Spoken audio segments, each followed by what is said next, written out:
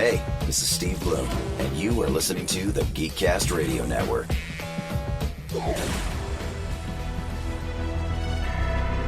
You're tuned in to Steve Megatron on Altered Geek. Hello and welcome to Altered Geek, the podcast that is ever evolving and being altered, as is our geekdom. We discuss anything from television and film to gaming, streaming technology, podcasting, and simply put, things we geek out to. I'm your humble host, Steve Megatron Phillips, and as always, thank you for tuning in. This episode is the second of this current format, and I hope you enjoy this. Please let me know what you guys think. You can let me know on Twitter at SCP21. So without further ado, here's our question of the week. The first one being, are there shows that you once were loving but have had the feeling to pull the plug on? A few of these get touched on in the future presentation part of the show with MovieRevolt Dan and myself talking comic books. But a few shows that I've kind of pulled the plug on are, for instance, like Supernatural, Black Lightning, Supergirl, Agents of S.H.I.E.L.D. Some of these have been gradually over the past year or so. But that's kind of the boat that I've been in, is kind of just dropping shows. I don't really want to pick up any new ones for the most part, unless it's like something I'm really interested in. Lethal Weapon I'm kind of on the rocks with, but being that the series is pretty much ending anyway, give or take, which we'll get into later. I don't know. There's not much I would give up at this point because not much is left that I currently watch. The other question is, what are the tech gadgets you bring with you everywhere you go? For instance, Digital Trends published an article saying that they've got some like noise isolating earbuds, some cord organizers, a mini power bank, USB rechargeable lighter, smartphone camera lenses, which that I'm kind of thinking about, just because the camera quality on my Galaxy S5 kind of sucks. The RFID wallet, which I'm increasingly thinking about. They have a TNG Star Trek isolinear chip USB drive, which is interesting, although the storage isn't really there for the cost. They have a nano keychain flashlight. They have a keychain multi-tool, folding Bluetooth keyboard, health tracker, and a plethora of other items. 8-bit DOE Mini Zero Bluetooth gamepad, which I didn't even know they made these. It's about the size of a Nintendo Game Boy gamepad, which I might have to add this to my list for, it's $17. They have mini arcade games. They've got GoPro Hero. They've got Bluetooth smartwatches, more power banks, more Bluetooth speakers. Now, for me, I pretty much carry like all of my USB chargers, or at least a variation of them. USB plug for the wall. I carry all of my flash drives and external hard drive. Because I never know what I'll need that may not be in the cloud. I do have a Bluetooth remote that I can take pictures or video with my phone on a phone tripod that I have, which I carry with me because I never know if I'm going to need it for stationary purposes, which I plan on using once I get some kind of remote video type stuff set up. I plan on getting like a remote microphone. I do have a lapel microphone, which is kind of it was like $5, so it's not really that great a quality. But I have those plethora of items that I carry with me. I always carry like a notepad, extra pens, stuff like that. So I have an iPod. I have a set of, funny enough, Philips over-the-ear headphones that I use for everything from my phone to my iPod. So those are kind of the items that I carry with me. So what are some that you carry with you guys? And so this week's question is, since this week's episode of the feature presentation with MovieRevolt Dan and myself is about comics, what are some comics that you wish to see hit the big screen or hit the small screen? Like, for instance, myself, I want to see Batman hit the small screen again. We've had everybody else hit it except for Batman. So it remains to be seen what happens there, but that's kind of my goal there. So switching over to the What's Geeky to You segment. Follow private message procedures. You went rogue, now look at us. Having it out in the comment section. Dude, you've turned into a monster. You made me this way. So on What's Geeky to You, we have Geek Responsibly. Yes, our syndicated, partnered, affiliated program that is on GeekCastRadio.com. Awesome show from Bridget and Jenna, which myself and TFG1 Mike talked to them on the recent episode of GeekCast Radio, episode 188. Yes, the numbering is a little off, but that's because we've kind of unified all the numbering systems network-wide. So anyways, we recorded that episode last week, and it came out, which was actually a lot of fun to converse and to kind of play around with voices, which has spawned the fact that I'm going to be recording some Dr. Suess books in character voicing for Halloween. So among those books are Green Eggs and Ham, How the Grinch Stole Christmas, and Red Fish, Blue Fish. So look forward to seeing those, or actually more so hearing those, on a episode of Altered Geek, probably next week. It's going to be kind of a special episode of the podcast, so there'll probably be 2 next week, or possibly more, of me reading those, or having a possibility of having more of these things in the future. So anyways, there's that. As well as GeekCastRadio.com is also doing the GCRN WarZ Tournament of Wrestling. They're conducting the voting amongst GeekCastRadio.com on the episode post, Facebook and Twitter, and putting together the poll between the varying locations. So they're racking up, like I said, 32 team combatants to duke it out and discover who the true tag team is. So basically they're going to do this new way for this endeavor, and so basically it's through the Facebook versus polls, the Twitter polls, and the website like we used to do. All of the polls will be tabulated, like I said, and put together to create the grand total. So even if you kind of know what the total is and how many votes are on the social media, you won't on the website because I made them disappear. So if you dislike one location for voting or want to vote more than once, this may be your chance to vote differently.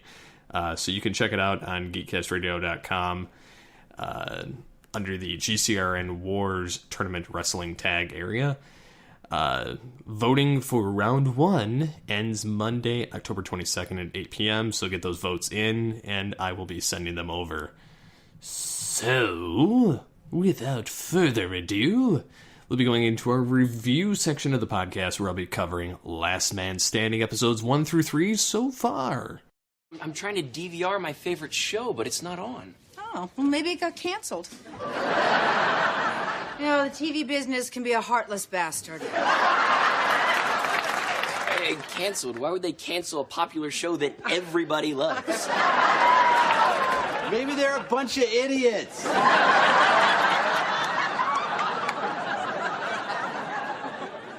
Just try another channel. Oh, no, Mike. They don't just take a show off one network and put it on a different. Hey, there it is. You're right, Mr. B.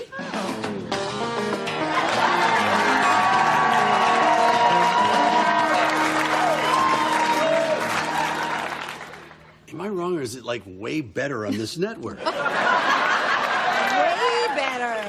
better. I'll be damned. I've never heard of this happening before. Well, it's pretty rare, but the show must have a lot of loyal, kick-ass fans, huh? So without further ado, we're going to be covering Last Man Standing. So anyways, they mention the first episode is Welcome Baxter. So like, haha, welcome back, Baxter.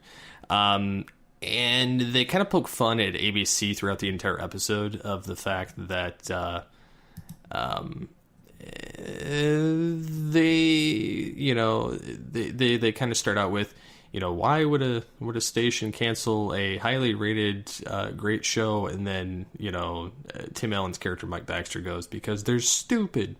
And then it kind of goes through. So anyways, the return episode, they have recast, 2 characters, Boyd and Mandy, because, Boyd, just for whatever reason, kid, aged out, or they just didn't want to use that actor anymore. And it's easier. So Mandy they'd replace because the actress didn't want to return. So anyways, they brought also Robert Forster back as Bud Baxter in this episode. Jay Leno, it's funny that he's in this series at all. So they start off the first episode mentioning how Ryan's in a funk since the election, doing little aside from watching cable news and moping around his house. And so Mike snaps him out of it, advising him to focus more on his family than the current political climate, which backfires because Ryan takes this to mean he should move to Canada, which culminates in Boyd running away from home. And then it kind of goes in this whole thing where Mike has to kind of, well, one, he knows where Boyd's at because they're working on a dirt bike. 2, they said, but in the episode they mentioned it's a birdhouse. 2, they managed to get papers for Ryan to apply to be a U.S. citizen so that he can vote and make a difference, which is an interesting twist for it. The second episode, Man vs. Myth, which has to do with Mike Baxter's father passing away, and Mike refuses to admit that he's sad because his father rarely showed him affection. And then so it's a constant battle between the family and Mike about throwing away Bud's stuff. And then Kristen and Ryan want to take over the marijuana store that he owned. And so, Mike just wants to get rid of everything that reminds him of his father. And then Kyle gets a new office job at Outdoor Man, where he's in a slew of annoyingly disturbing costume changes throughout the episode. And Mandy just seems to be like kind of, I don't know, I'm not really a fan of this actress on here. And it may have to grow on me, but I'm just really not a fan. And then the third episode is Mike giving away the business, or giving Mike the business, in an effort to save Outdoor Man, which I think this is the best one we've had so far, of originality is on the episodes. But all the season's been pretty strong so far. But in order to save Outdoor Man from a hostile buyout by a larger corporation, Ted, they mention how Ted's tackle box got bought up by this other company. Mike proposes to expand and improve the Outdoor Man chain. However, Ed is leaning towards selling. Mike convinces Ed to not sell. But then Ed announces that he's retiring, leading Mike to worry that he may have hurt Ed's feelings and drove him to leave. But Ed kind of assures him that, he's not, and it's just his right time to leave, so he retires and leaves Mike in charge. And everybody groans at the end of the episode about the changes, and Mike's like, I hear there's a bunch of people from Ted's tackle box that are laid off looking for work, and so everybody jumps to work. Jay Leno's got a couple of funny lines in this, and so does the neighbor and everything. So it's a really fun episode. A lot of idiocy between Mandy and Kyle in this, which is nothing different. The next episode is Bride of Frankenstein, and then they've got One Flew into the Empty Nest, and then the courtship of Vanessa's mother, which is after that. So that's all they have, planned thus far into the season. So it remains to be seen how many more episodes there are. It doesn't really say. This is at least, for the first half of the season that they've got so far. I've been enjoying the show. I enjoyed it the first time it was on. I like the few digs that they've done on Fox, but their slogan at the top of their banner for season 7 actually says "New home, new season, same attitude." And it's, it's on at the same time. It's, it's basically in the same slot, just different channel. But yeah, I really enjoy this show. This is one of the few that I wouldn't mind watching several more seasons. But yeah. So anyways, that's kind of my thoughts on the season. I give this so far like a 4.5 out of 5. I rarely give anything a 5.5 just because I don't think everything is perfect on everything. I would say the first episode I gave more of a 5 out of 5, although some of the trope had been done before. The second episode I gave a little bit more of a like a 4. I enjoyed it, but it seemed, I don't know, too down.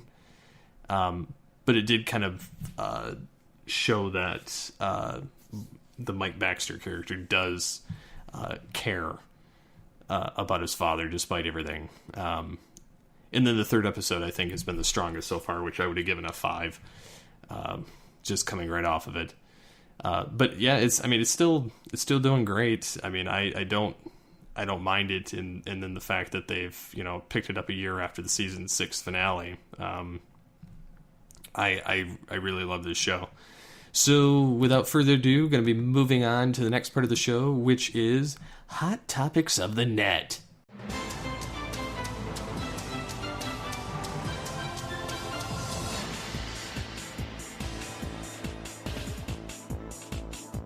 Did you ever notice that everything seems to be breaking news anymore?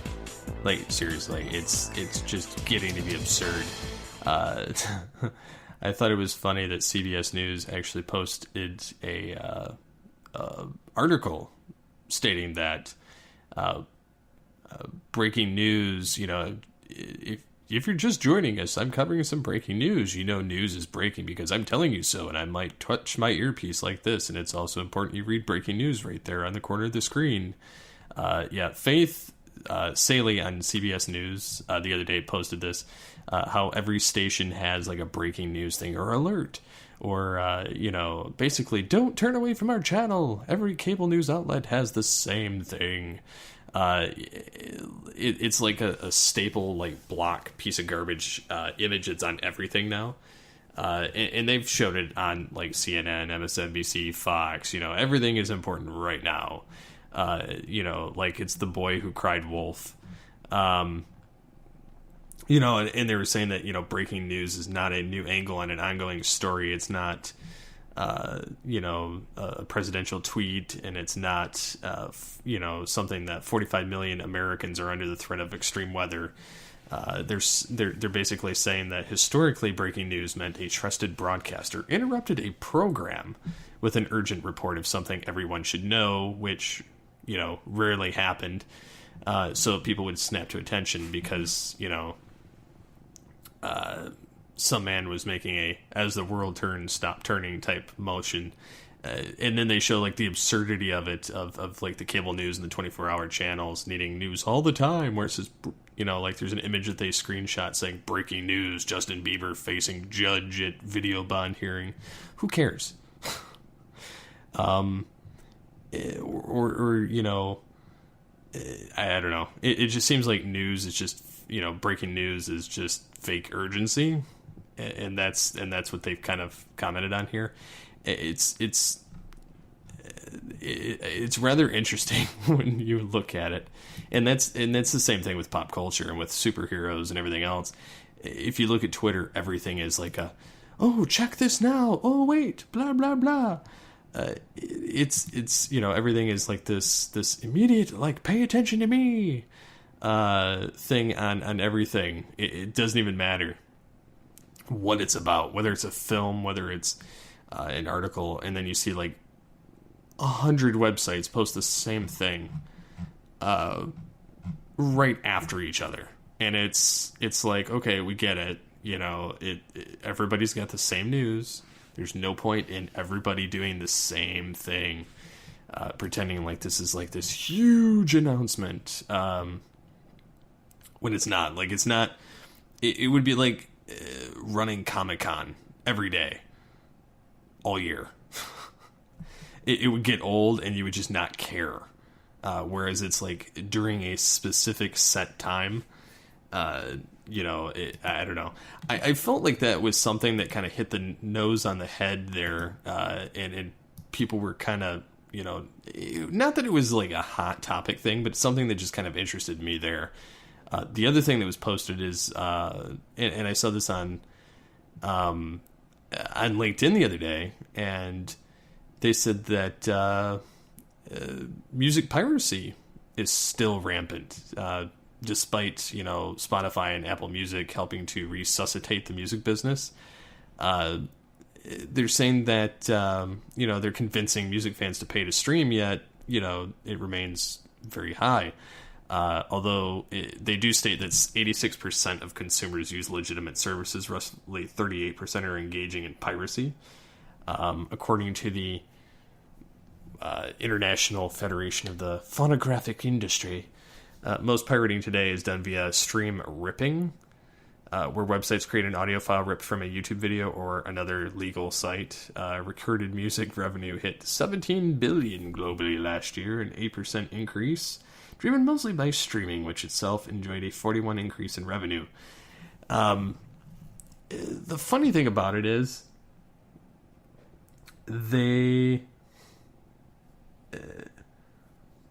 keep whining about it, but there's really nothing they can do about it.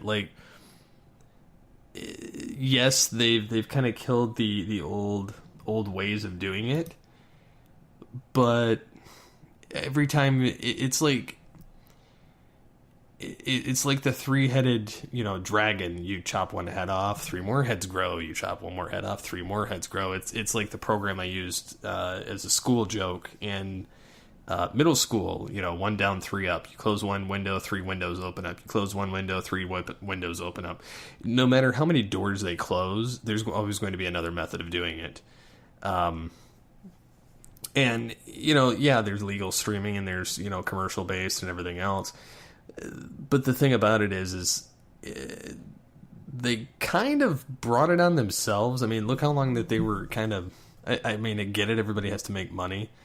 And people are complaining that, the fans killed or destroyed the music industry by refusing to pay for it. But yeah, it's just, it's kind of just a broken system. We don't have Napster, we don't have things like that now, but there's really no way around it. It's going to happen.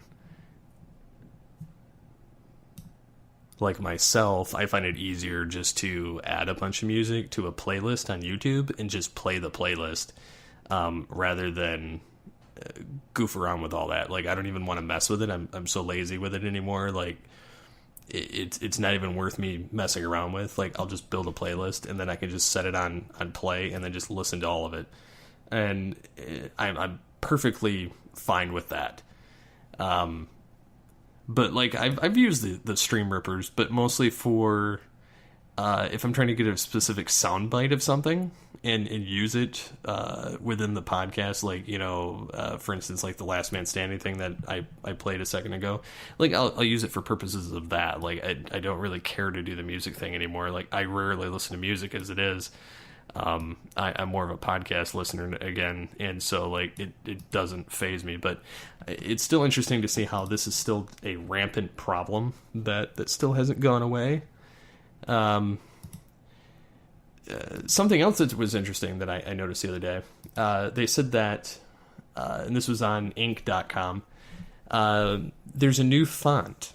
They did a study with 400 students and found a new font that's scientifically proven to help you retain what you read, to increase memory, and it's free. So I'm going to experiment with this, and then kind of give my thoughts on it at a future point in time. But they said that researchers at Armit University in Melbourne have invented a new font called Sans Forgetica,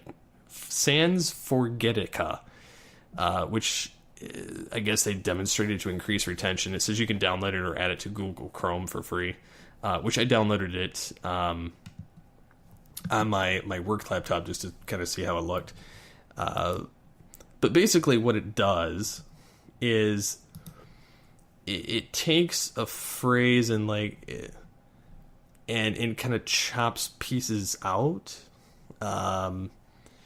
with like little circles or like little squares of things. Basically, I mean, you can use it on any PC or Mac or whatever. But you can convert, like it allows you to convert any on-screen text to that. Like if you install the Google Chrome extension, it almost kind of reminds me of something from like Transformers or something, but it's really, really strange. It's more difficult to read than a regular typeface, which I guess is by design is what they state, but the desirable difficulty you experience when reading information formatted in it prompts your brain to engage in deeper processing.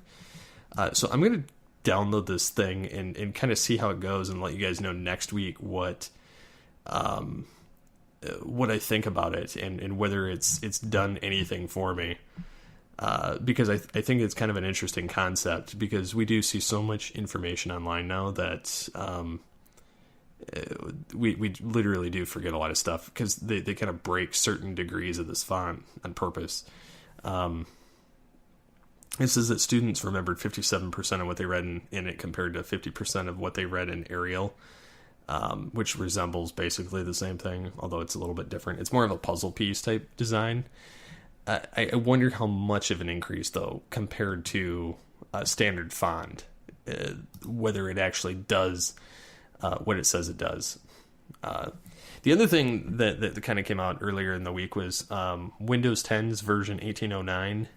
Take Two, their guide, which that builds and what breaks, and Microsoft explained in detail all the conditions that led to the catastrophic data loss when installing the first release of Windows 10, and what you can expect from the second wave of releases. And this is my whole pet peeve with it.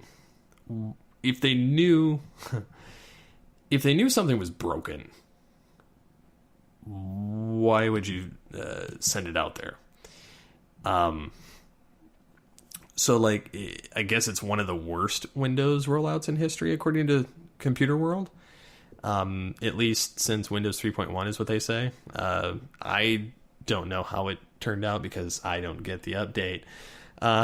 It says last week's rollout of Windows 10 left some PCs with empty documents, photos, and other folders, and managed to mangle user profiles for others.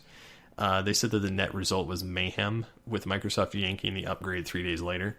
It says a week after the initial assault, we're told that Microsoft has solved all the problems and has begun a test rollout of the new improved latest version of Windows, which is only going to the insider beta testers. So, yeah. So if you're running 1809, it says there are 3 builds that you need to be aware of. 1776 3.1. Wow, why would they use 3.1? Windows 3.1. The original release, not available anymore. Upgrading this build can zap all the files in the indicated folders. 1776 3.17, the version you get if you're in the slow or release preview rings.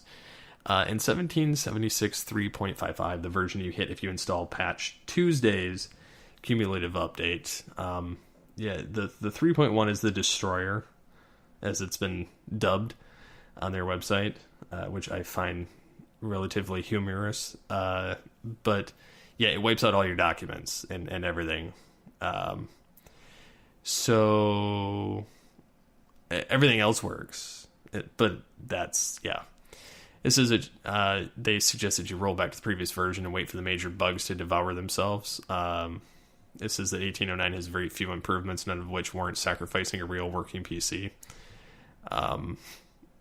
And yeah, it says then the other one, the 3.17, is a partial reprieve, which again, this is, yeah, it's not much different. And then the 3.55, only the usual bugs of Windows. Yeah, I mean, it says if you lost all your files in the folders, don't do anything. Shut down the machine and follow the revert. I would be so mad.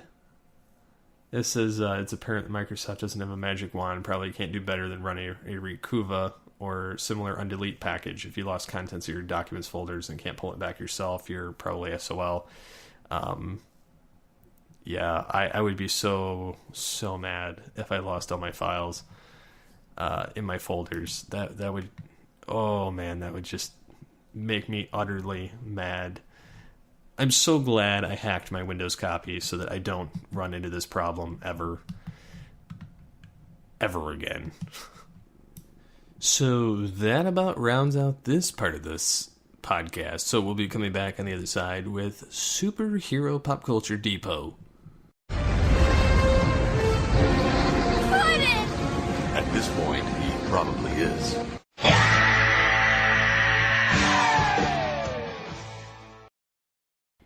Okay, so this isn't totally superheroes. There's also pop culture in here. So, anyways, Last Man Standing has been renewed, possibly for a season 8, which wouldn't surprise me because the comedy shattered, according to Fox officials, shattered their ratings, although they don't say what. I like I said, I'm happy about it. I love the show, as I mentioned in my little tidbit review back there. And then, I don't know if you've noticed this when you watch Arrow, they're having flash forwards instead of flashbacks now, which I'm all in favor for, but I guess they said that will remain until the end of the series.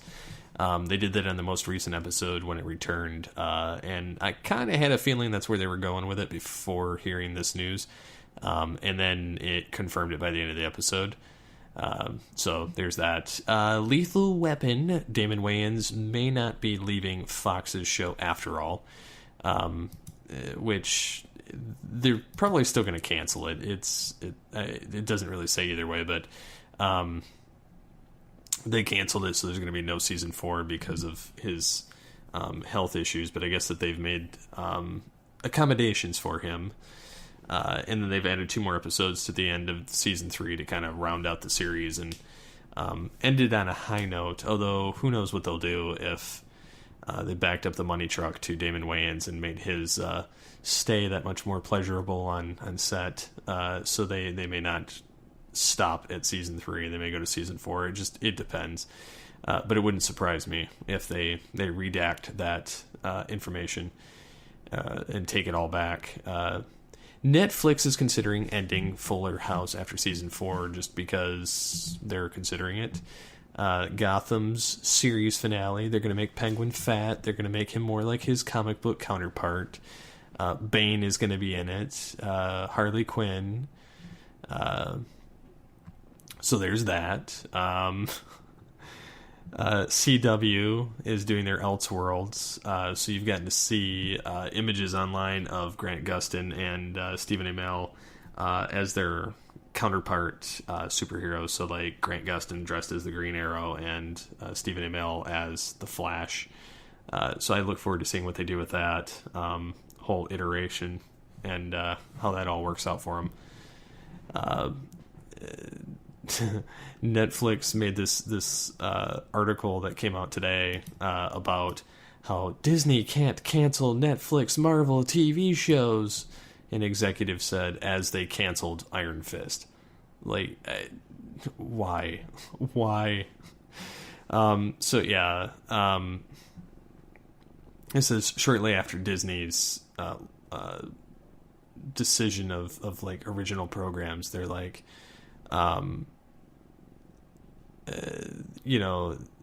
basically that Disney has no control over it, nor Disney Marvel television.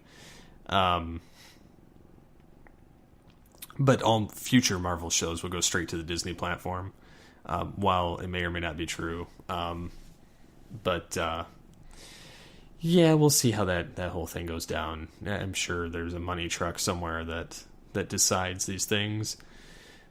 But yeah, Marvel TV is basically non-existent in the grand scheme of things with the whole movie universe and the fact that everything keeps getting further and further away from where things are anyway. I still am like torn between that like Elseworlds thing of Arrowverse. I think that's going to be funny. This is Destinies will be rewritten. So yeah, I'm looking forward to that. But as far as the Elseworlds crossover event where they introduce Batwoman, and they have Superman in his black uniform, and because they did preview that on Stephen Amell's Twitter, they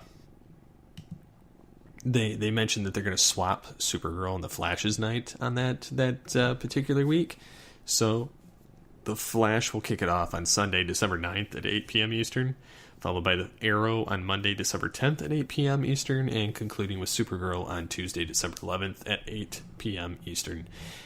I'm going to only watch that episode of Supergirl. I really don't care beyond that.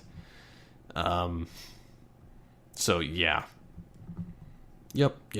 That's all I got to say about that one right there.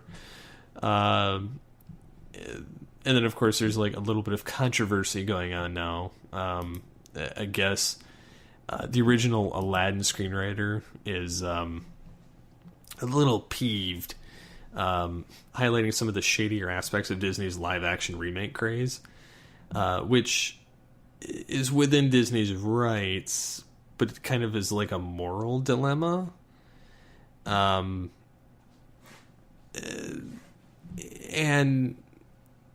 I kind of agree with him. It says that Terry Rossio expressed his displeasure of the trailer.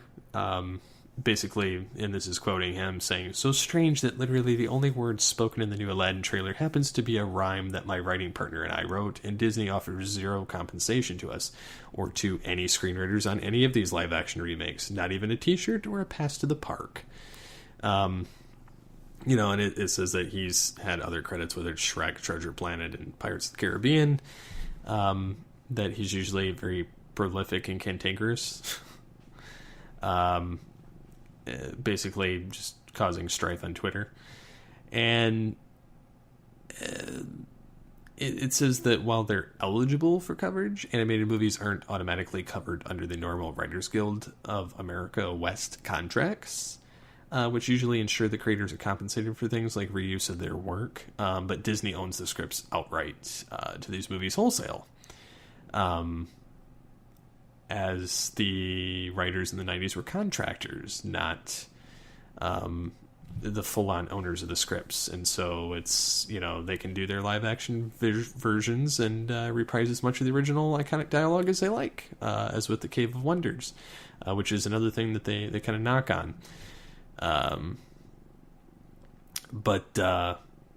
Yeah, it's kind of, and I kind of get it. Like, it's,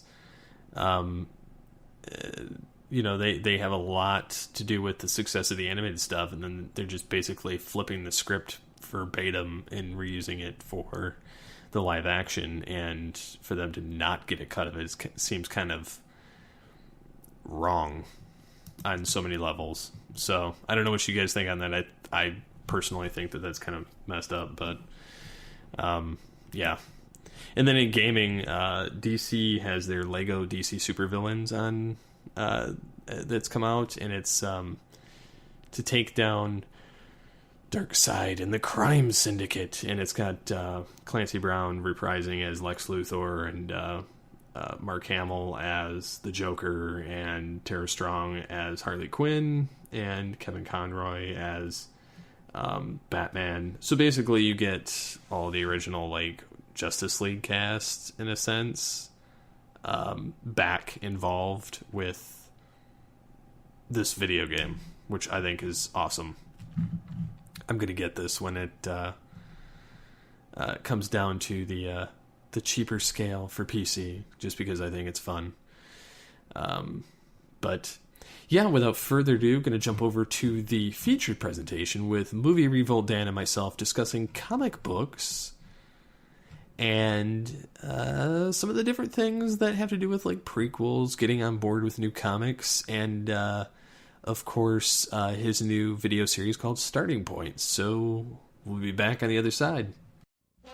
And now our feature presentation. All right, and we're joined by MovieRevolt Dan on this part of the podcast to discuss comics. Hey, how's it going, man? Going well. And so I figured it would be cool to kind of have this section of the podcast as kind of a rotating panel of just talking interesting topics with different people so that it's just different interesting conversations and kind of diversifying the panel. Nice. So I figured we could talk about the fact that we're seeing a lot more translations from page to film on comics nowadays between television and film, and whether people, like or dislike the flexibility that is used or the creative licenses in it, as well as kind of touching on some of the jumping with prequel series to certain characters, or also pimping out your new YouTube series. Yeah. I mean, obviously, comic book movies have been around forever, really. I mean, even back in the old serial days when you had Captain America serials and Superman serials and things of that nature. But I think you're certainly, there are comic book TV shows everywhere. I mean, you could argue perhaps there's too much of them. There's a gluttony of them. Now with we have the DC app, the Unlimited, I forget what they're calling it, DC Universe. Yep. And they have the Titan show, and they're getting other shows on there, like Doom, not Doom Patrol. I can't think of the name of it.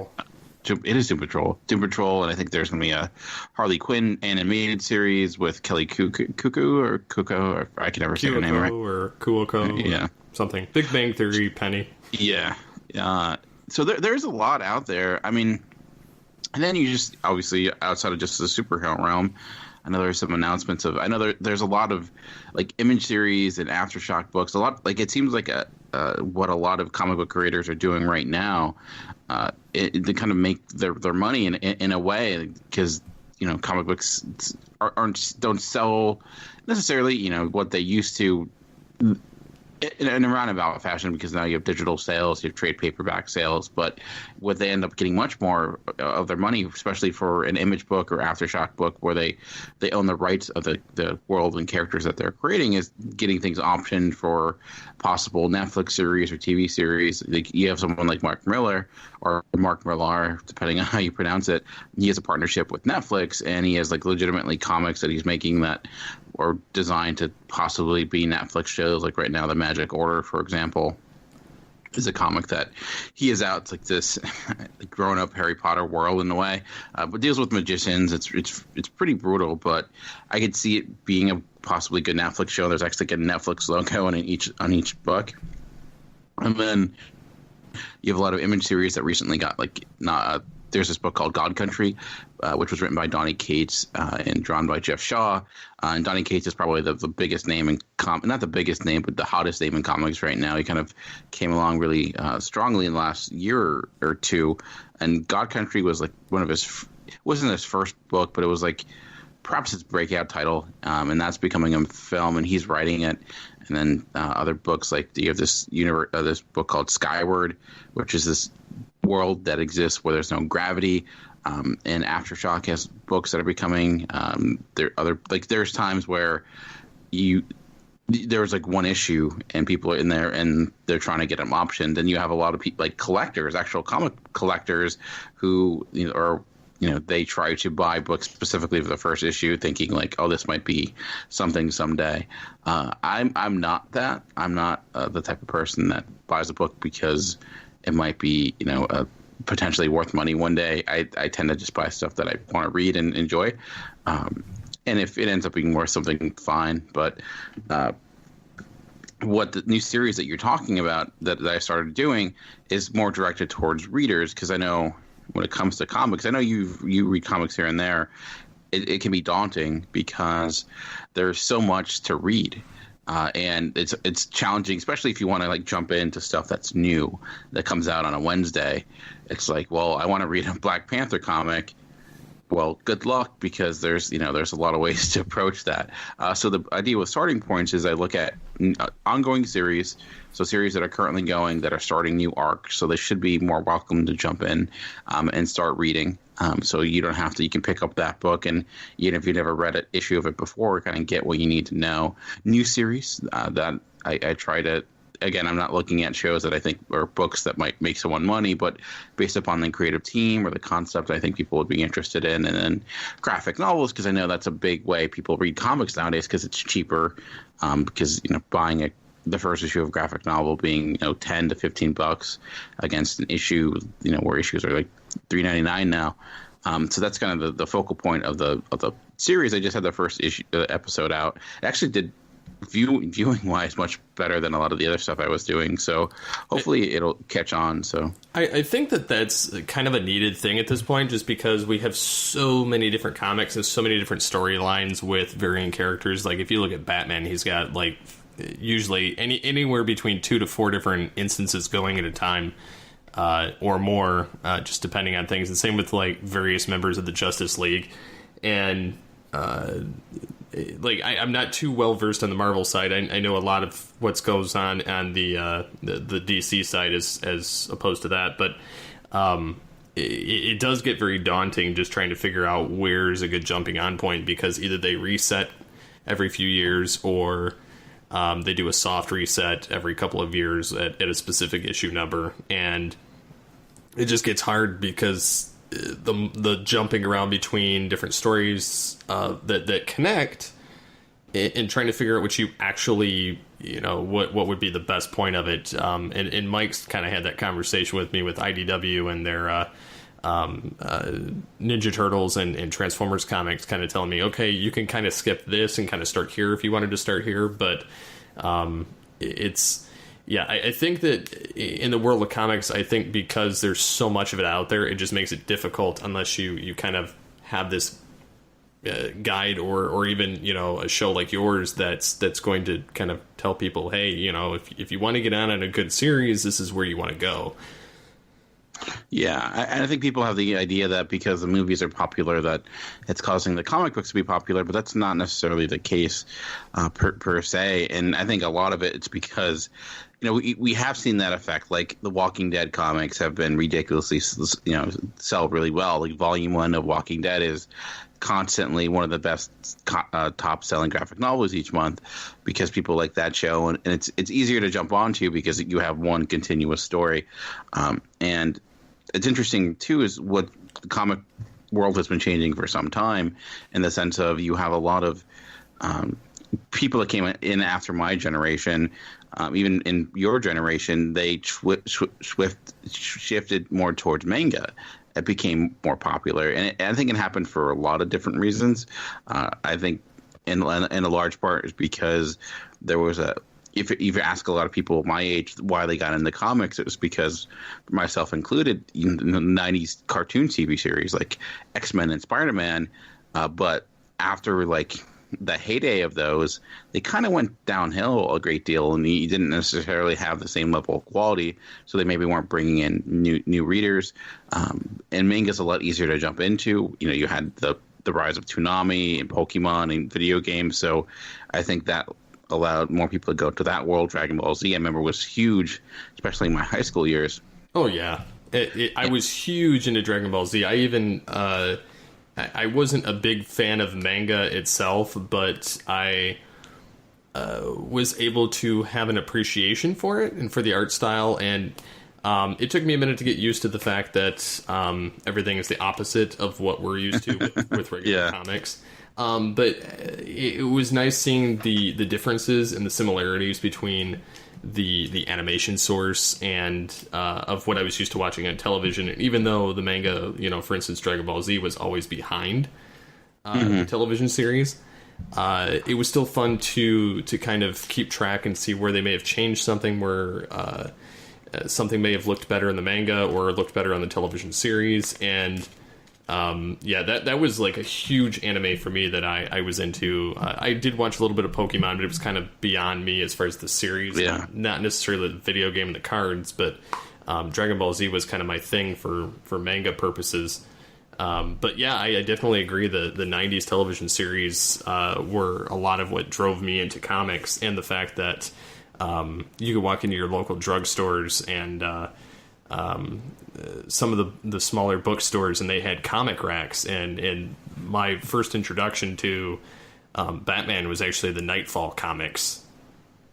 Oh, nice. Yeah. Which my dad picked up for me, and I had a couple of the animated series comics as well when that was going on, and my mom set me up with some G.I. Joe as well, which I had for a while. Yeah. But yeah, it was that was definitely like where it started, I think, and kind of before it started to kind of fall off the bandwagon. Yeah, I mean, comics have been up and down. I mean, they're still, as a whole, relatively really popular when you incorporate digital and trade paperbacks and things like that. You're not selling 1 million copies an issue like sometimes you did in the 90s, but a lot of that too was inflated because of things like variant covers, and you had the speculator boom where people thought, oh, okay, we're going to be able to make money off of these, and that necessarily didn't happen. I kind of feel like that's happening again, where we do have a lot of speculators in large part because of things like YouTube. There's a lot of YouTube channels where like I do comic book haul videos myself, but I never in the sense of do it because, like I said, like I think these books are going to be worth money more so because there were things I like to read and talk about. But I mean, I have no ill will against those that go and try to do what they can, but I think ultimately for comics to be healthy, they need to have readers because, talking to some of my, the person who does my local comic book shop, I'm like, we had this conversation regarding comic speculators recently because I don't know if you heard about the controversy behind the comic Batman Damned, but it was the first issue comic series in a new line for DC called the Black Label, which is supposed to be like a mature label. Think like Vertigo, but through the lens of the DC universe more so. Yeah, I did hear about that. Yeah, and the first book was this book called Batman Damned, which was like magazine size. It was a bigger size comic, and it was had more colorful language. The violence, it wasn't really that more extreme, but there was a scene in which you saw all of Batman. It wasn't like gratuitous or anything of that nature. It was like he was getting changed, and he was basically he was transforming into and you saw little Batman, and it became this gigantic thing, and to the point where DC said they were no longer going to re-release that issue. They're going to edit the digital version so it's not in the comic, and any reprints that want to include it. So it then caused that book to go crazy. People are selling it on eBay. It was normally like a $6 book for like $60, $100 because people think, oh, this is going to be able to make me money. And I maybe it will. I personally think that the height of the book was during that craze. It probably won't ever reach that again. No. But all the comic book stores sold out immediately, and I was talking to them saying, oh, that must be a good thing, right? Because you sold all these comics pretty quickly. Then like, not really, because those people that picked up that first issue, they're not coming back for issue 2, where there are people who actually want to read the comic who didn't get to it because people came in buying 5-6 copies, or just 1 or 2, but they're not coming back for issue 2. They're like, they need readers more so than speculators, because speculators, it's hard to determine there's not as much return investment on someone who's only getting the first issue of a series compared to someone who's going to stick with a series long term. So it's interesting. I mean, they play a part, but it's this weird game with comics compared to, I think, even something like movies, where it's a hobby and people try to still treat it as an investment. So it's a much different type of market to navigate. See, I think it's kind of interesting that people are still trying to hold on to these as if they're going to be worth like some massive amount of money. Because like I've never been one to because I've always looked at them as they're not an investment. It's I'm paying for art. And I've simply bought issues just on the premise alone that I like the cover, and not even open the comic. Like there's been instances where I've had that, but it wasn't necessarily like an issue 1 or something. Like I've bought all the issue 1s of a series I was planning on collecting anyway, and going on beyond the first issue. But like I've never like and yeah, I'll buy some variant covers like depending like on cost. But like overall, like I've never been one of those ones that's like expected to get my return out of it like at some point in the future, because I've sold enough comics because I had to. For money purposes, that I realize that they're not worth anything, which, you know, whether you buy them digitally or in person, like digitally you get the benefit of not having the space used, but there's something, you know, to be desired for physically flipping pages. Yeah, I mean, sometimes it does happen, right, where a book does become more something. It's not as common with newer books, but it still does happen because of different things. Like I mentioned Walking Dead, for example. Like those first issues of Walking Dead are worth tons of money because there was a limited print run, so there weren't a lot of those issues. And then sometimes things like first appearances, or it does happen on occasion. I don't necessarily think it obviously happens. There's really no predicting it per se. And sometimes you'll see like a book earlier that like right now I mentioned Donny Cates, like his books, Thanos and Venom. Those like people were were legitimately selling and making lots of money off them. But I also think it's kind of sometimes of self-fulfilling prophecy now in today's world because of things like YouTube channels where people are reading and watching the same information, saying these are the books to get, and then they're kind of feeding into that, so they end up bidding against themselves. So now like it's kind of, you know, causing people to spend enormous amounts of money on issue 3 of Venom because this new character Null debuted, and you know, so they're spending all this money, and maybe 10 years down the line, it's not necessarily worth it. Sometimes it is, like, you know, like the first appearance of a major character like Miles Morales or Ms. Marvel or something like that. Like it can get there, but it's a rarity. And I'm like you, I tend to. That's why I just pick books that I want to read. And you know, if I get something, it's often, you know, through sales or something like that. That's like extra because I have a really great local store that does insane sales sometimes. But I one thing I do love about Marvel comics, the quality of the physical comics sometimes isn't great, the paper and stuff like that. But they do, which I wish like every comic book that they offer a free digital code with every book. So, which I think is great because I have a lot of back issues I have in long boxes that I never really read because in order to read it, I have to drag it out, find it. But if I have a digital copy of it, I can just download it on my tablet and read it whenever I want. So I kind of wish more people did that. Like DC does it from time to time. Well, the independents really never do it, but DC used to do it, but they also used to charge you $1 more. Like on a lot of the New 52 stuff, like they would charge you $1 more just to get the digital code. Yeah. DC. Well, they raised their prices recently they were $2.99 and they went back up to $3.99. But they do it now and it doesn't charge you any extra, but it's like random issues, like the first issue of a series.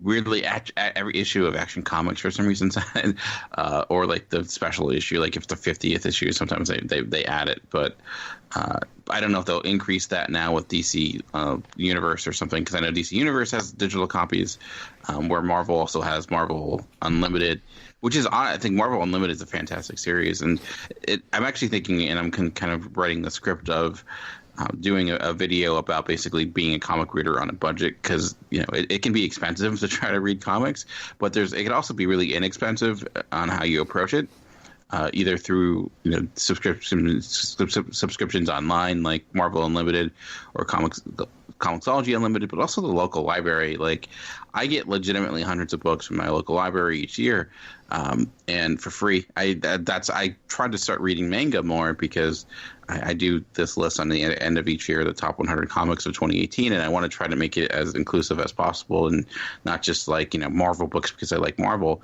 So I've been trying to read more manga stuff, and it's challenging, like you mentioned. Sometimes it's like trying to learn to ride a bike all over again. but backwards. And I've enjoyed some stuff, but I thought about I'm trying to construct that video because I think that's a big thing. Because right now, like I don't go to the movies as much because it's really expensive, and there's really no other option except for waiting for it to get that at the library. But I think movies have a lot of different, or comics have a lot of different avenues to read.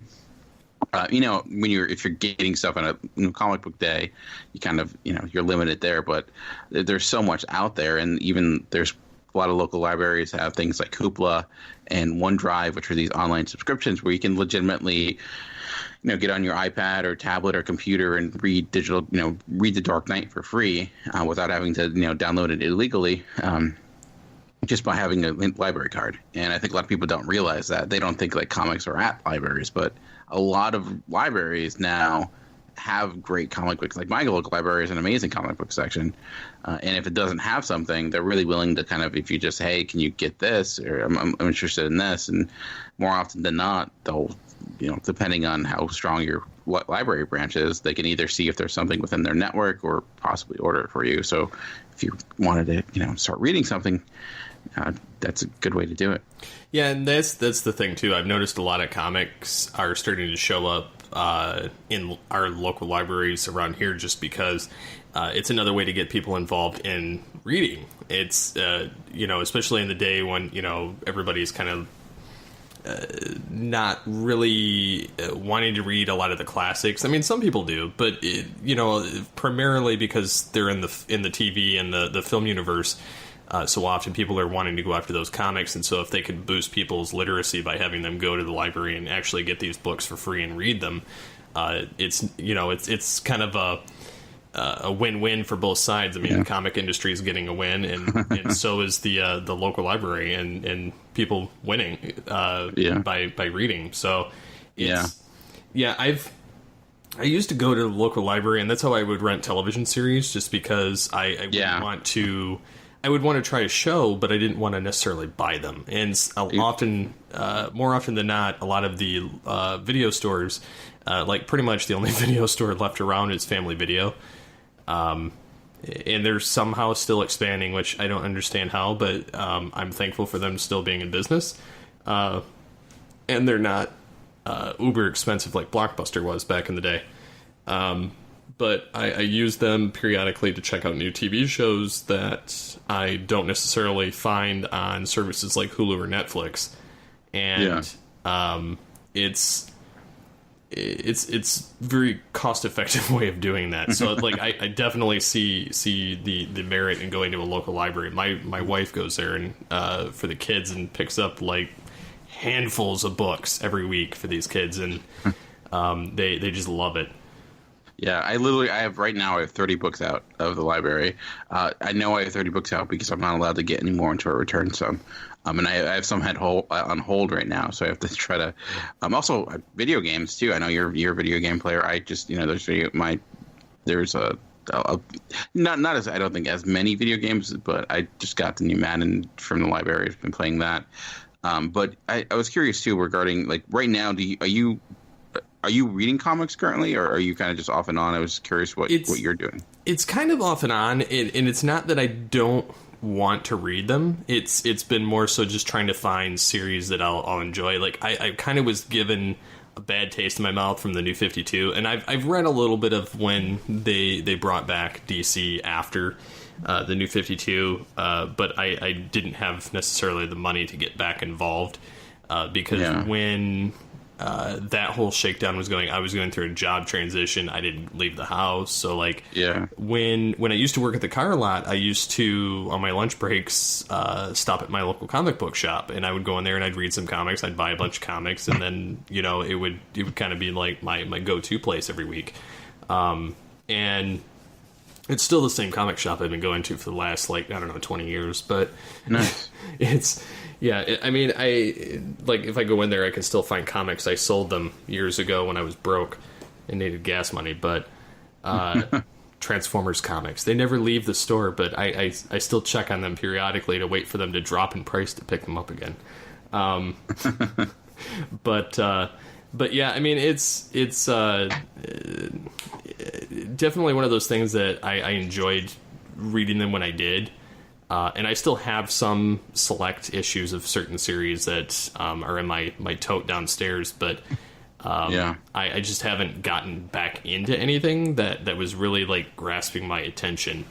Not that I wouldn't read them again if I found something. I've been out of the loop so long. So I went through that too, and that's where like Marvel Unlimited helped me catch back up with a lot of stuff, and the library, as I mentioned, and I kind of got back in when DC Rebirth was happening.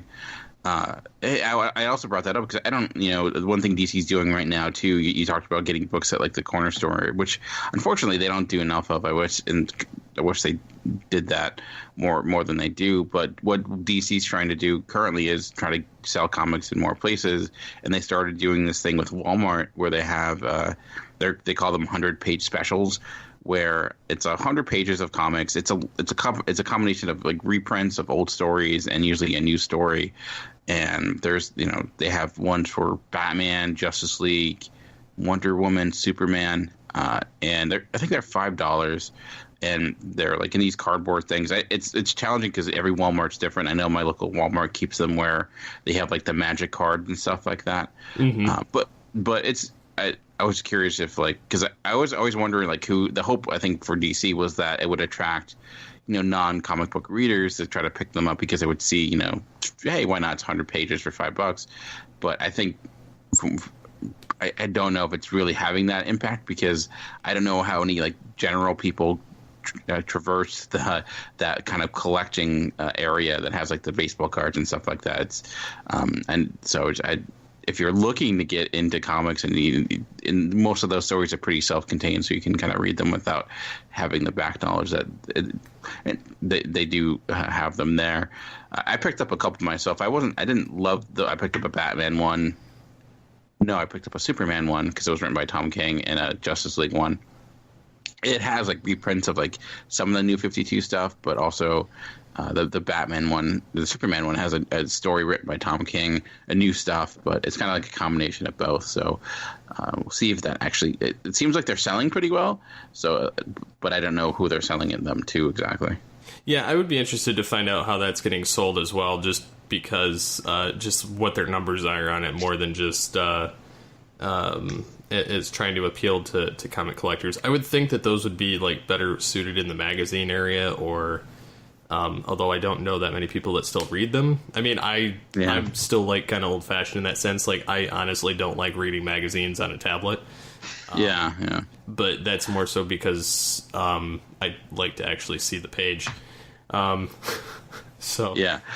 I think it makes. I was always wondering why they didn't put it like. I think some people said they were in their toy section, which I kind of get because, like, if you have action figures of Batman and Superman, why not have a comic there too? So I think that depends on the store, because with Walmart, I have seen like some images of them though that like they clearly were not stacked in the proper fashion. You can imagine with Walmart, but I do think that comic books. Stores or companies are realizing they kind of have to go beyond just the direct market, which is the local comic book store, and try to find new avenues.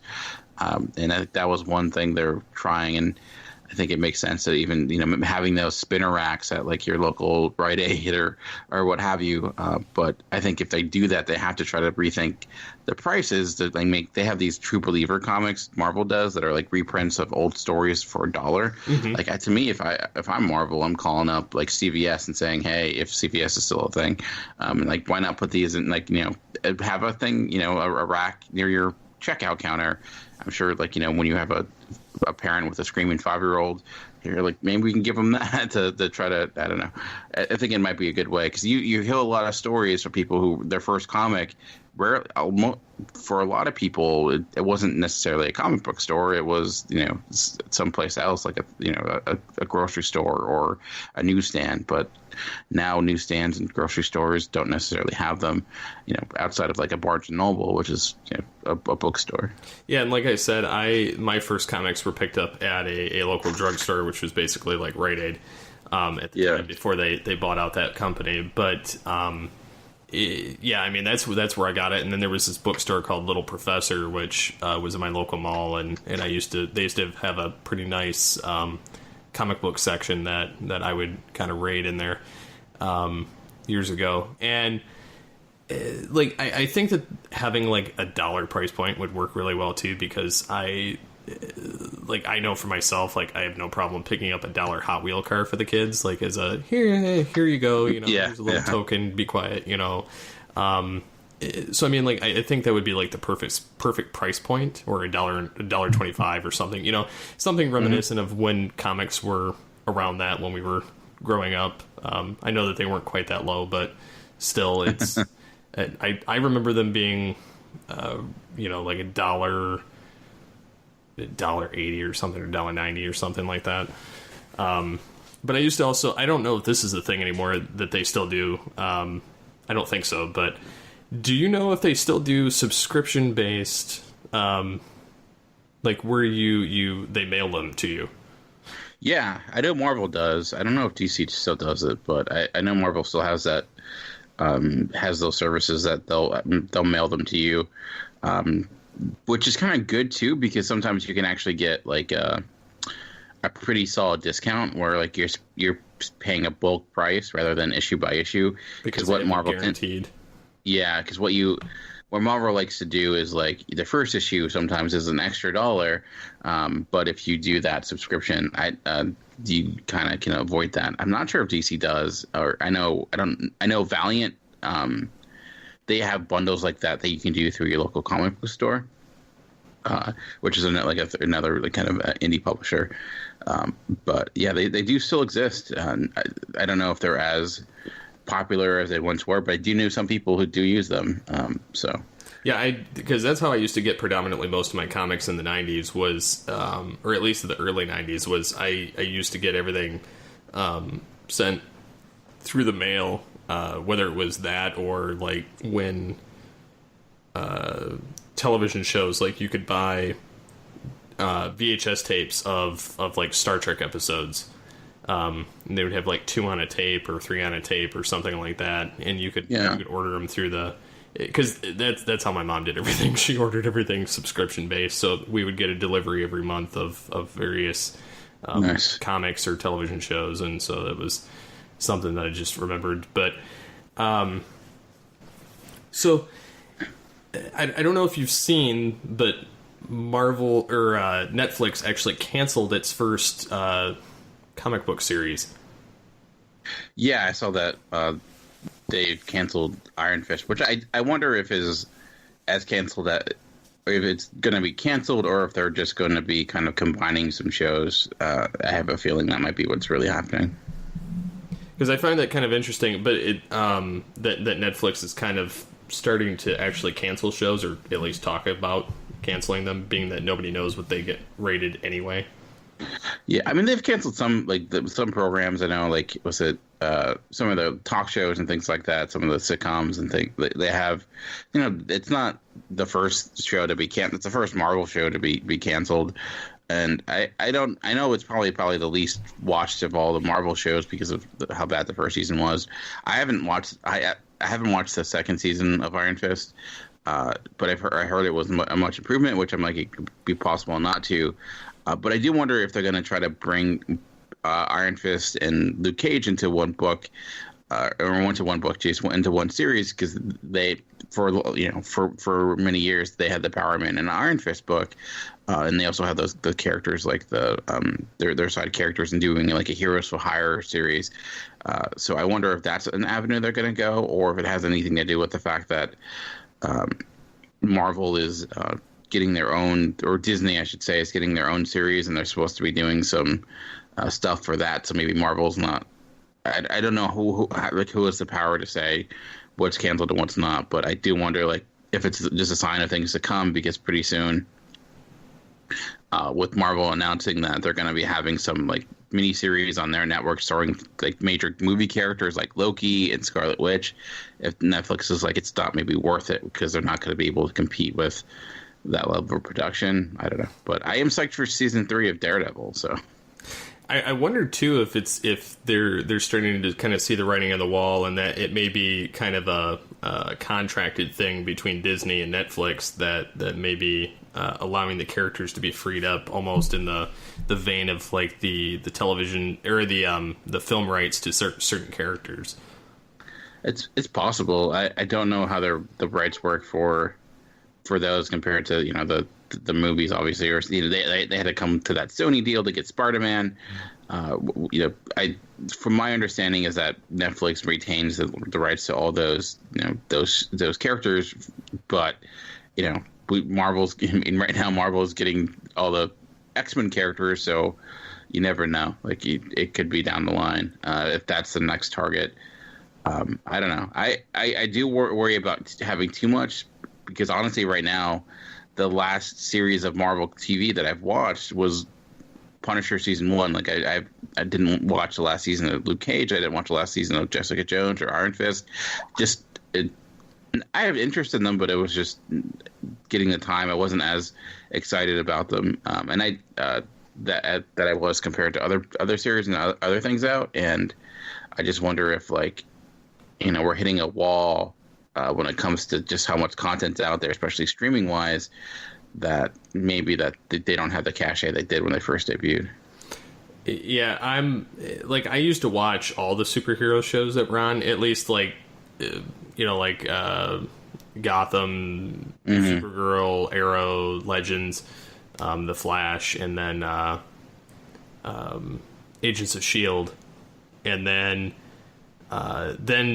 Netflix got all their various series going, and then some of the other ones would show up on other stations as well, and then didn't last very long anyway. And I think there comes a point where there's only so many shows you can actually physically watch. Yeah, exactly. To where you have to kind of pick and choose what's your favorites. Like the DC universe, I know some of the listeners of the show like Titans and some of the concepts of the other shows that are coming to the DC universe. Like I have zero investment in any of the stuff that's coming to the DC universe app. Aside from maybe the Harley Quinn show, just because I'm curious and it's animation. Yeah.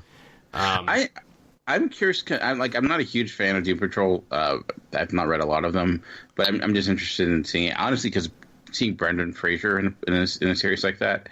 But I am somewhat more interested in the Swamp Thing TV show, because I think that could be good if it's done right.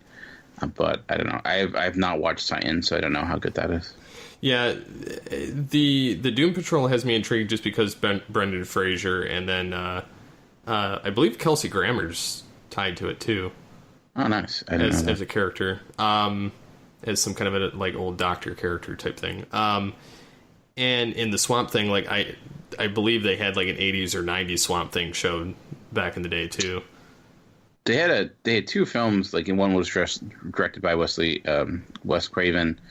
And then there was another one. I don't know if they had a TV. I know they had a TV cartoon. I don't know if they had a TV show. They might have. It's crazy with stuff they had for. There was a Flash TV series, so who knows? I remember the Flash TV series, and then they tried to make a really crappy Justice League. Yeah. We've come a long way. For sure. So I think I am remembering the film, the 1982 Wes Craven film of Swamp Thing. I think I'd seen it briefly. I know that they're going to introduce him, or they've at least insinuated that in DC Universe, or not DC Universe, but Legends of Tomorrow, to kind of connect it to the DC Universe app, and because these are all basically produced by the same group. But I'm a little intrigued by that as well. But I think I've even dropped. I started watching Black Lightning last season, which was really good. It got pretty strong there. Had a pretty strong cast. But I've kind of hit this wall of amount of shows that I actually want to watch, as opposed to which ones I was watching just to kind of fill the quota of superhero shows that I was watching. And so I've dropped a few other ones. So I'm pretty much just watching The Flash, Arrow, and Legends of Tomorrow were the only ones that I actually want to watch week to week at this point, as far as DC stuff. I'm years behind with all those. It was just one of the things where I fell behind, and then I kept falling behind further and further, and I just couldn't. The last thing I saw of Legends of Tomorrow was the first season, which I wasn't really a big fan of. The first season I heard it got terrible. I heard it got much better, which I get. You could tell there was an idea that there just didn't come together. But yeah, like I just kind of fell behind with that. The one thing that I'm really looking forward to, if it does actually come out when it comes to like the DC stuff, is the new season of Young Justice, because that's a fantastic cartoon. So I'm excited to see if they actually do have the season 3 like they've indicated that they would. Yeah, that I did enjoy Young Justice. I watched that a couple times on Netflix when that was on there, to kind of give it its run to try and get it a new season, because it definitely needed one. Yeah.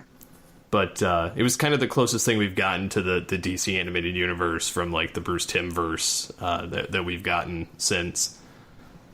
Mm-hmm. Although new cast. So, and then now we're getting like prequel series of everything, whether it's like Krypton or the new Pennyworth kind of. Yeah. I don't have any investment in any of that. I don't know what you feel about it, but. So I don't like. You never know what could be good. Like that's always my when it comes to anything. Like when people tend to write things off because of an idea or something seems bad.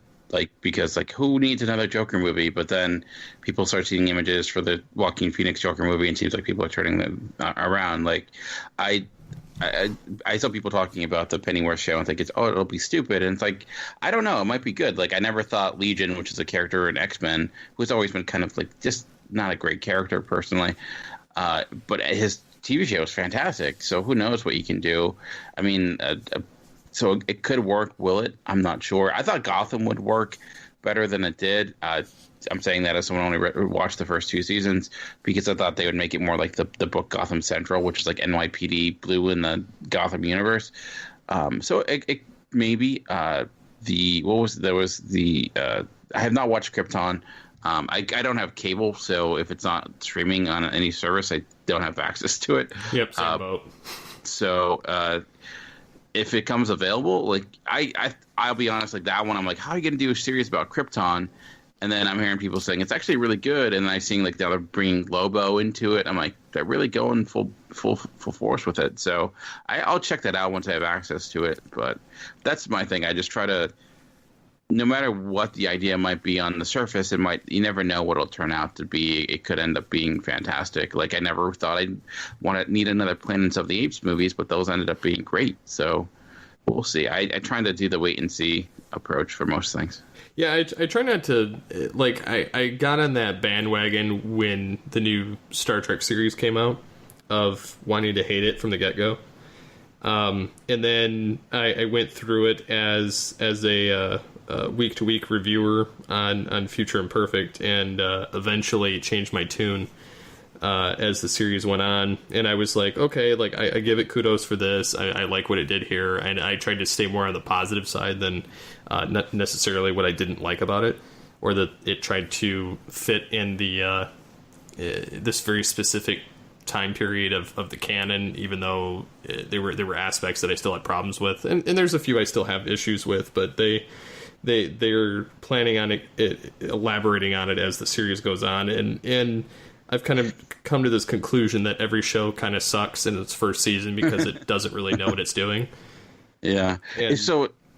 Sorry to interrupt. So with that, as someone who's never really watched Star Trek before, would I be able to, minus the films, would I be able to like pick up that series and kind of understand what's going on?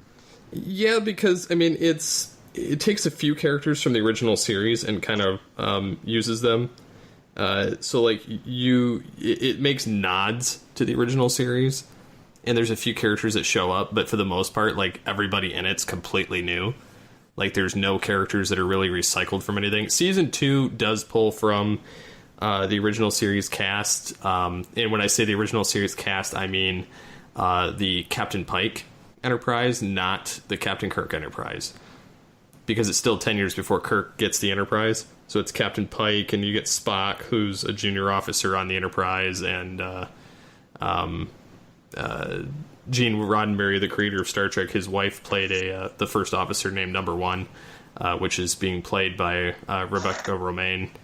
Oh, really? On season 2, and the guy that was in the Inhumans show that got canceled, the lead male actor on that.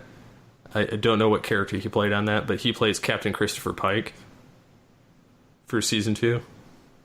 Well, I think he probably played Black Bolt, was the main character in that show.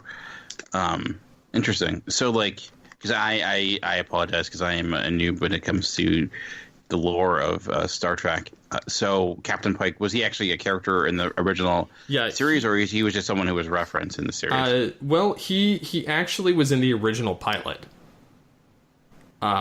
So, like, the only character that was taken from the original pilot and reused with William Shatner was Leonard Nimoy's Spock.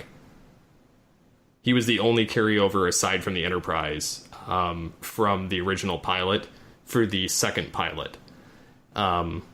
They, other than that, like nothing, like everything else, every cast member was different. The tone was different. So he was only in that one episode, and it never actually fully aired. But they used it as more or less filler on a season 2 or 3 episode called The Menagerie, where some horrible accident happened to Pike, and Spock commandeers the Enterprise to deliver him to this planet that he visited on the original pilot, of these aliens that more or less could create illusions with your mind and give you...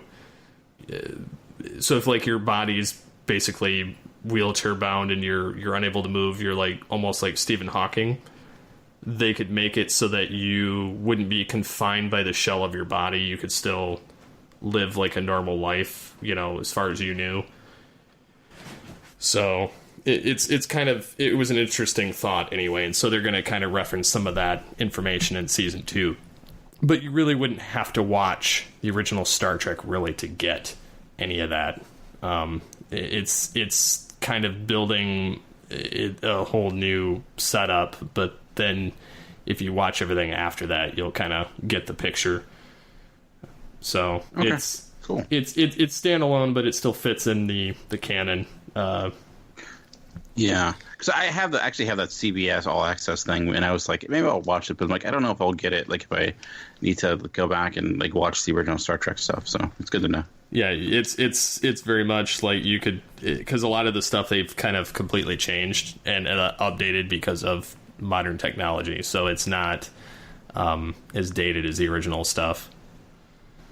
So, but yeah, it's interesting. So like I said, it's kind of the same boat. Like, I try not to, since that I've kind of tried to keep my options open. Like, I'll check something out. I may not like stick with it, but I'll at least give it its, due, process of checking it out, like I did with like Black Lightning and various other shows that I've kind of tried to watch and then decided, nah, it's not for me. I get you. It's hard to, like, there's a lot right now. There's like 20 series right now, just comic book stuff. Like, straight up, if you can include Walking Dead, 2 series, all the WBGs, CW stuff, the Netflix stuff. Now all the stuff coming out from it's insane. It's impossible, and I think we'll maybe hit a wall in the sense of like we're seeing Iron Fist being canceled. I'm certain we'll see other shows. I know Gotham's coming to an end. And Agents of S.H.I.E.L.D. got canceled. There used to be, I think, a point in time where a lot of those stuff was bulletproof, but I think now it's not as much. Like, I don't think more Iron Fist being canceled. If you said that 5 years ago to me, or whenever Daredevil, that like Iron Fist would only last 2 seasons and being canceled, I'd be like, wow, that's really shocking. But considering just Defenders not being as good as many hoped, and Iron Fist not being what people wanted, and it seems like Disney's interest is elsewhere, I think it kind of makes sense. Yeah, I kind of see the bubble bursting as far as like television's concerned, and maybe like focusing down on certain aspects and characters. Like CW's already kind of planning on doing a Batwoman show if the soft launch from the crossover episode works, but which they'll probably launch it. I mean, let's be for real. Yeah, I mean, I'm not saying like in 2 years we're not going to have any of the shows. I just think it'll, you only have so much airtime. So I don't know how much Arrow's been on, for 6 years now, 7 years now. yeah, I mean, that's a long time for any show. Like that's I guess Smallville was on for 10 years, but well, Supernatural's got to be 13. Jeez, I'm like, that one can end any time now. Yeah. So slot. We'll see, but yeah, that's basically the conversation I was going for. So anything that you'd like to tease on your next episode of Starting Points, or another of your video series that you're working on?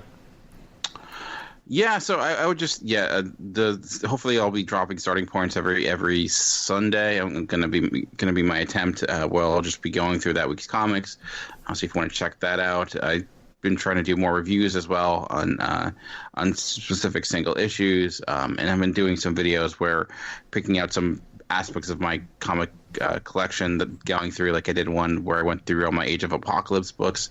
I'm going to possibly do one going through all my books connected to Civil War, the massive crossover that went on. And but yeah, I think that's it. And I know the other big thing that we're working on, not just me, but all of GeekCast Radio, is just the top 100 wrestlers stuff that's going on. So I don't know if I'll be part of that, but I'll be providing a list and listening along with everyone else. So I'll be a part of the graphics team. Yeah, I'll be in I'll be in the audience holding a sign saying Ric Flair #1. So there you go. Nice. I'll be like Macho Man. Yeah, he's up there too. Yeah, he's good. Yeah, that was one of my favorites. Of the old guard, anyway. Yeah, and I'm hoping, because time's gotten away from me on this, that I can get the new website going sooner rather than later. I may fix what I can and then just work on the little things as I go, so that I can go ahead and launch it before I get tired of the layout. Because I've been looking at it for about 6 months now. But one of the things I like about it, though, is I'm going to be able to incorporate the video show into the website, and people will be able to watch it as well as read through the episode post that whether you decide to like write a review or write something in there, they'll be able to scroll down and kind of you know how like on some websites the video follows you as you go. Yeah. So yeah, you'll be able to do that. So hopefully it doesn't annoy people. I know like Yahoo is notorious for that, where they have like those autoplay videos. But no, I'm not one of the autoplay people. I hate that. Yeah, which is like evil, because it's like I clicked on a reading article, not a speaking article. So, but yeah, no, that's cool. I was just joshing. But yeah, so stay tuned to Geek. If you're listening to this and want to subscribe, do so. I tend to do at least 3 videos a week is usually what I try to shoot for, covering mostly comics. But I also have some lists coming up. Like I mentioned, I'll be doing my top 100 comics of 2018. That usually goes drop at the beginning of December, and might be doing some best of lists for comics videos as well. I'm trying to do some like real comic editing. In the past, I've just kind of shot and talked. So trying to be hip with all the new kids and what they're doing. But yeah, let me know what people are thinking, if they've been enjoying it. I like I said, the Starting Points video did pretty well, so it seems like people. I'll keep doing that as long as people are watching. So awesome. So until next time, get altered, get geeky with the Altered Geeks.